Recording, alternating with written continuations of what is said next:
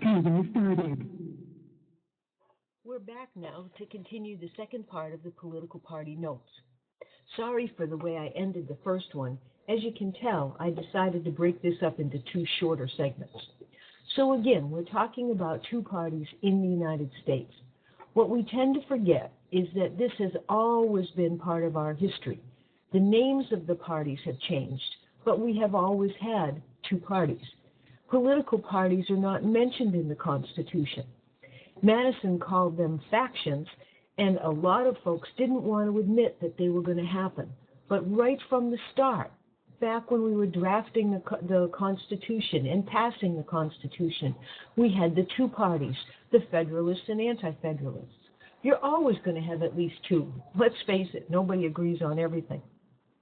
However, our history has been one of compromise between the parties. We also tend to be ideologically moderate, something, again, not seen in all other countries, not even all other democracies.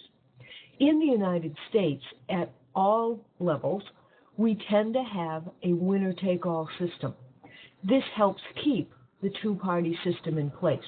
We don't have a proportional electoral system as many other democracies do. And we'll talk a little bit more about that later. As you get into talking about the two parties, the one thing I do want folks to remember is that most state and federal election laws also favor two parties. We tend to think of parties nationally, but remember, most of the stuff happens at the most of the stuff happens at the state level. Two parties are also encouraged because of the way we do federally matching funds for elections. You have to meet certain criteria in order to get federal money for a campaign, and that tends to mitigate against third parties. Now, there's a little handwritten note on here. I want you to remember that parties are run by the states, not at the national level. This is run state by state. We really have 50 different Democratic parties, 50 different Republican parties at each state level. When you continue to think about why we have this two-party system, we don't have anything that prohibits a third party or a fourth or a fifth, but they have been hard to get going in the United States.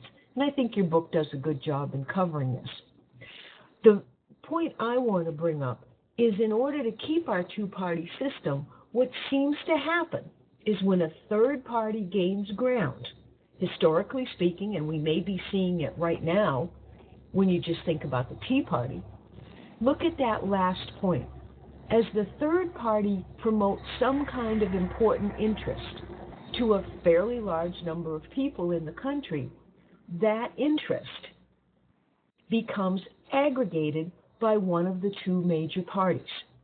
Now, if you think about that with the current Republican Party and Tea Party, you may be able to see some specifics in this.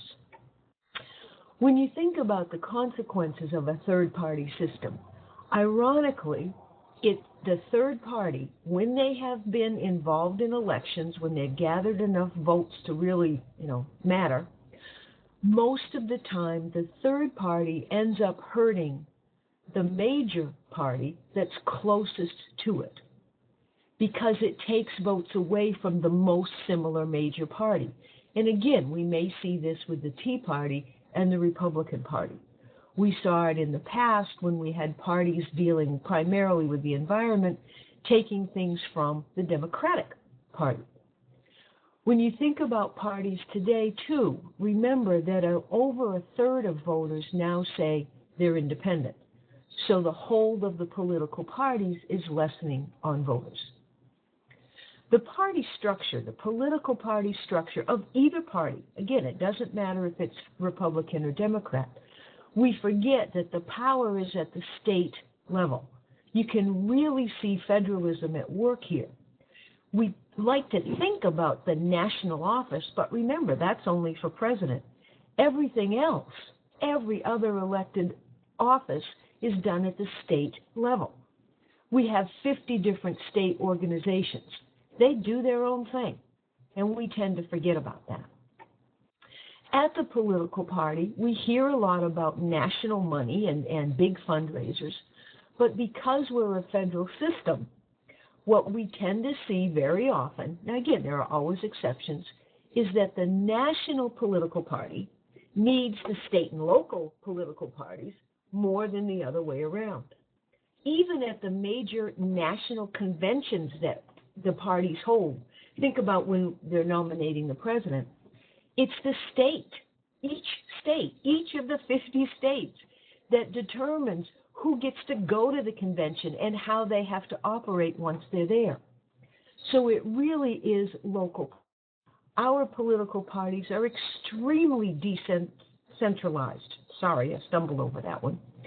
Many other countries look at our political parties and they just don't get it because it's not the way it works in most other democracies. They vary a great deal in state to state. Talk to a Democrat in New Hampshire, it won't be like talking to a Democrat in California, in Texas. A Republican in one state may not be a Republican in another state based on party platform. Again, it is a decentralized system run at the state level. Now think of the political parties and how decentralized they are. Think back to our chapter on federalism. Remember all those pros and cons of federalism. You can see those in the party structure. Now again, if this isn't making sense, you need to do your homework. The party structure here is so different than most other democracies. The results of all of this, if I can get the slide to move here, is that many times our political parties are pretty weak, and some people may think of them as being irresponsible. That's one reason why interest groups have increased so much in the last 20 years. Some people feel the political parties are not that responsive. Now, look at the question down here. When you have interest groups and you have pluralism, two things that we certainly have, neither one of those really is conducive to party discipline. How can we hold a political party responsible for what they do in power if they really have little power, little discipline among themselves? Neat question to ponder. One of the things that has lessened the power of the political parties are the primaries. Now, if you think about New Hampshire primaries, we always hear about this at the national level, but again, we have it every time there's state elections. Direct primaries are when people get to vote for the nominee of their party. And this was brought out so that it wouldn't be the party machine, it wouldn't be the big bosses behind closed doors picking the nominee. This allows regular voters, regular party voters, to go in and pick who is going to be the standard bearer for their political party. Now, as you know, there are closed and open primaries. When it's a closed primary, only registered political party members of that party get to vote in the primary. So the registered party members get to pick who is going to be the standard bearer for their party. In an open primary, anyone can vote. They have to go in, they usually have to declare when they walk into the voting booth, okay, I'm a Republican, I'm a Democrat, and they get to vote then. They don't have to do it ahead of time. Other times they'll declare and they can get only one party list. Remember, this is different state by state. But again, I want you to think about this. If it's an open primary where people from other political parties or independents can vote for the party standard bearer, right? The person who's going to run in the election under the umbrella of that particular political party. If it's open and anyone can vote to bring that standard bearer in, how accountable can we hold the party? Everybody with me? Again, our party system is very weak, very loose, doesn't have much discipline.